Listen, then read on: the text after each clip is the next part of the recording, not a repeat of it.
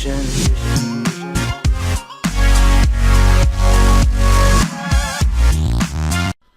Welcome to the do's and don'ts of epoxy coating. As you can see here, wife talked me into doing our table and turned out beautiful. And it's always easy to let everybody know, oh, it just turned out so gorgeous, no problems whatsoever, but not so fast. This is probably about the fourth project I've done, and it ended up not turning out as easy as I thought it would. Okay, so if you're all excited and want to get this done, just remember that what you're looking at right here is dimples.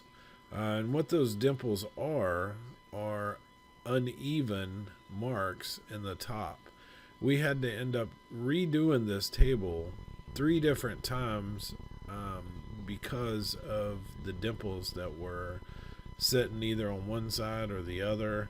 And it got real frustrating and a whole lot of work, a whole lot of sanding. I couldn't stand it.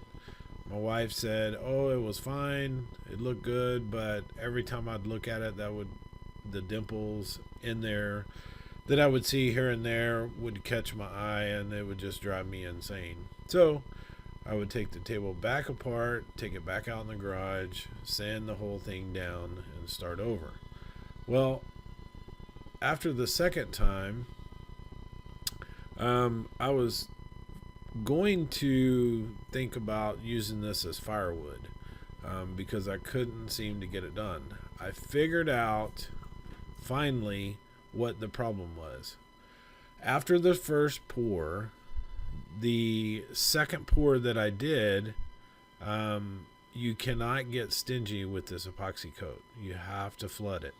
And what I mean by that is you want to make sure that you mix enough to put on there where it self-levels it out. If you don't, then it's not going to level out properly and you're going to have dimples. Now that's provided you do everything else perfect. The other thing I figured out, I have no idea why I did it. I didn't do it on any of the other projects, but for some odd reason, I decided I was going to use a nap roller. And yeah, if you don't know what a nap roller is, you need to look that up or I'll provide you a picture.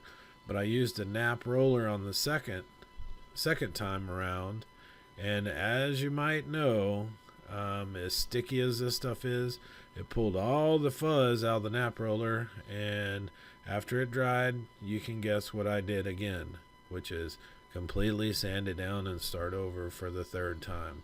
So in the end, it all turned out really good. It looks beautiful, but I can assure you, don't be stingy with your stuff. Don't use nap rollers, and just realize that whatever you use this stuff with, you're going to throw away. So don't try to reuse it. Don't mix too much because it'll get hot in the bucket and it'll turn solid before you can use it all. So if there's anything that I've learned, I guess I got lucky the first 3 times and everything turned out perfect. This time, was not easy. So, but we did figure it out. And the only thing I can tell you is make sure that you use enough epoxy so it'll self-level. Anyway, I would highly suggest using a test piece just like this little piece right here, just to kind of get your design down and what you want to do it, because you sure don't want to do all that on a table and figure out you didn't like it. Hope you learned something. I know I did, and I'll see you on the next one. Thanks.